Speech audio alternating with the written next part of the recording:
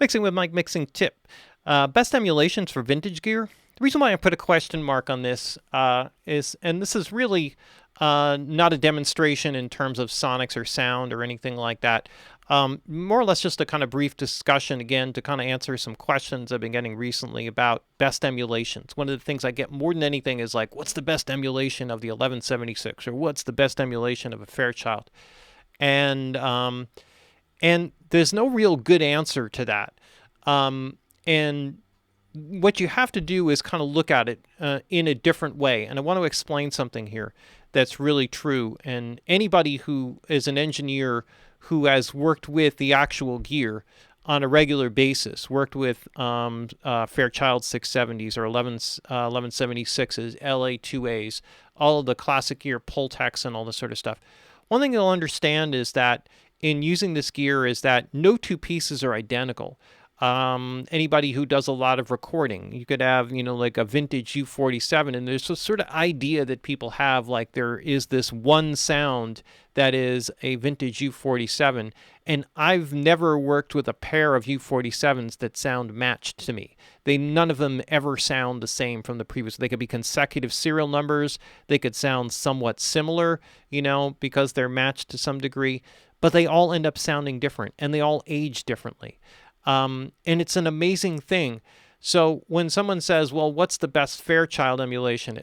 As if there is some specific, like, quantifiable thing that is the, Fairchild sound. It's a characteristic sound, but it has many variations within that characteristic sound. So in other words, if I look at the Waves version of the Fairchild, what they call the Puig Child, it's a very good emulation. It's a very good emulation of Jack Joseph Puig's Fairchild. And in that, they even document that there were some inconsistencies that don't match up with the original specifications, technical specifications created by Fairchild for that specific limiter.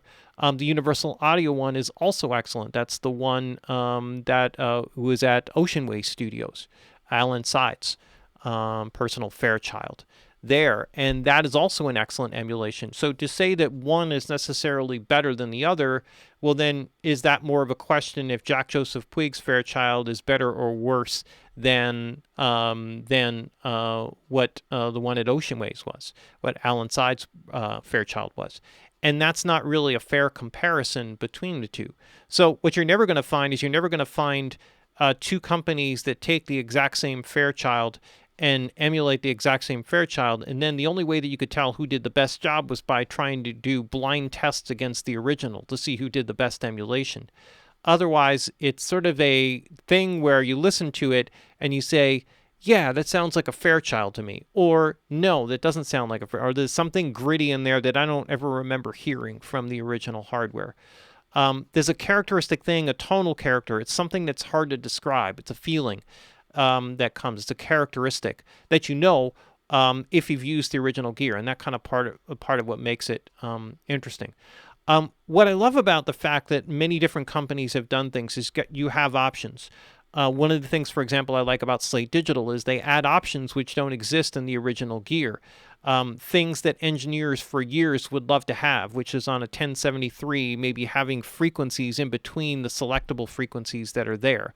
So if you have the ability to sort of hold a modifier key and shift to a different frequency than the one that's already there, then you have an option that didn't exist on the original gear, or maybe an extra band. I believe that's what he did on his 1073 emulation, is there's an extra mid band, so that, and this is again something that was part of the evolution of the 1081, which was the 4-band EQ instead of the 3-band EQ, which was having that extra mid band and more frequencies to select from.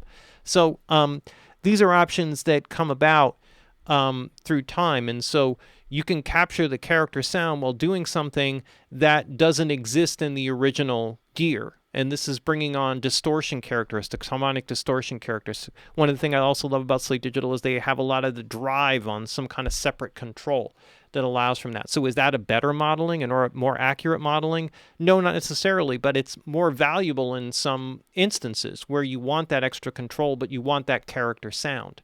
My tendency is sometimes to stay towards the original with the selected settings that maintains the most character. Here's the one thing that, from a strategy perspective, and that I think is really a better way to approach this. Rather than taking a look at the in 1176, let's say that you want one of those. So you're deciding whether you want to get the Waves version, the CL76, whether you want to get the Universal Audio grouping, which is like 4 different ones, or 3 basic vintage ones, different revisions that were done, which are excellent. Whether you want the Slate Digital one, Softtube has a version of it. There's loads of companies that have done different. They've gotten them from some collections. So, in other words, Waves got them from Chris Lord-Alge and his personal collection of compressors, and so they put those together. Or Shep's, where they did his 1073s, but he has a whole console full of them, and so they emulated all of them, and they found some kind of middle ground between all of them that said, yes, this sounds like a 1073 EQ. It's very distinctively a 1073 EQ. Because he realized that every single one of his EQs were not exactly the same. They would not spec out exactly the same. It's never going to happen. So the thing is that you can use this to your advantage. And this is not about telling you to stockpile as many plugins or variations of those things as you can of different emulations, but it's helpful to have them. And the reason is that if you're trying to emulate an original mixing session that was running through an analog console, if you think about it, every channel strip is going to have a slight variation built into it. The BX console by Plugin Alliance is the only console emulation. It actually has 72 variations on the same console. So as you duplicate settings, it will give you very subtle variations that would naturally exist from channel strip to channel strip. And it adds a subtle sense of depth to the overall mix. But then when you start to bring in emulations, if you use the CL76 blackface and you use that on 3 tracks, there is no studio in existence that has 3 exact identical 1176s. If they had 3 blackface ones, they would all slightly vary from each other. So in that case, maybe you use one of those. Maybe use the Slate, the Waves one on one.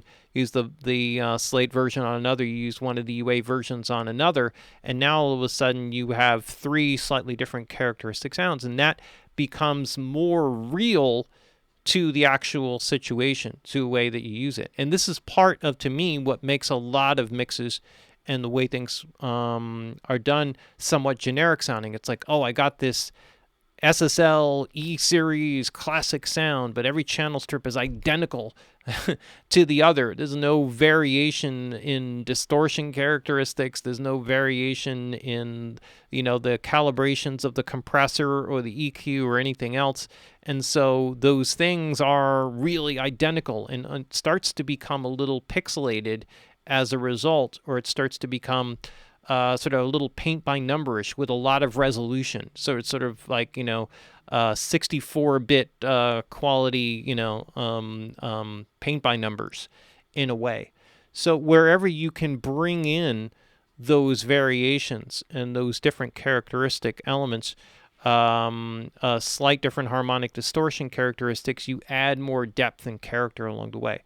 See, one thing that is kind of, just another quick layer to this is that the other thing that analog gear is that even within a single piece of gear, it would be affected just as much by its environment as well. Meaning that if it was hotter and more humid on a particular day, the responsiveness of a particular piece of gear, microphones are very sensitive to this, would act and sound differently based on that. And so those things in components, if the temperature were hotter, if the air conditioning were going, and you would always have air conditioning in studios, one would be to stabilize things. But if the air conditioning goes out, then all of a sudden all those components are running at hotter temperatures than normally. The components start to expand a little bit more than usual, and now it exhibits different distortion characteristics. All of these things start to add up. It creates an infinitesimal number of variables that cannot possibly be calculated. And so unless and until someday somebody has a USB that goes out to some sensor that measures air pressure, measures humidity, measures temperature, and then adjusts the settings within your compressor and all your other components to compensate and kind of give you variation, and you would go crazy with it. So it's a totally insane idea. You're never going to get that complete randomness. And so the accuracy of emulations and what the best one is probably less important than putting it up and saying, yeah, that sounds really good. Rather than fighting a fight is like, this one is better than that one, think, no, this is like 6 really good ones, and I can now spread those 6 over a session and get that characteristic sound, but a little bit unique for each individual track. That's my little venting here on this to just maybe kind of change the way you're thinking about, when you're thinking about who has the best emulation of X, Y, or Z, because I think that's not really the correct way to look at it. It's Mixing with Mike, mixing tip. Best emulations of vintage gear.